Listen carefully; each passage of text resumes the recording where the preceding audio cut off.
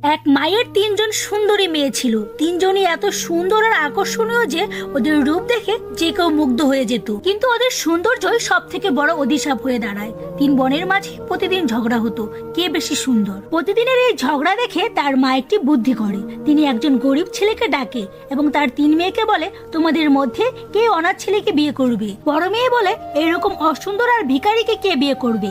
দ্বিতীয় মেয়ে বলে, মা তুমি কি পাগল হয়ে গেছো? আমি তো কোনো ধনীর ছেলেকে বিয়ে করব। ছোট মেয়ে বলে, মা তোমার যদি মনে হয় এই ছেলেই ঠিক আছে, তাহলে আমি এই ছেলেকে বিয়ে করতে রাজি। পরের দিন ছোট মেয়ের সাথে ওই ছেলের বিয়ে হয়। বিয়ের পরে মা তার মেয়েকে বলে, মা এই ছেলে কোনো ভিখারি না, ও একজন রাজার ছেলে। এটা শুনে দুইজন বড় বোনই অবাক হয়ে যায়। ছোট মেয়ে আশ্চর্য হয়ে জিজ্ঞাসা করে, মা তাহলে এই ভিখারি কেন সেজেছিল? মা বলে, এই নাটক আমি এই জন্যই করেছি কারণ ও আমাকে বলেছিল আমার রানী সেই হবে যার হৃদয় সত্য, সরল এবং সুন্দর হবে। বন্ধুরা,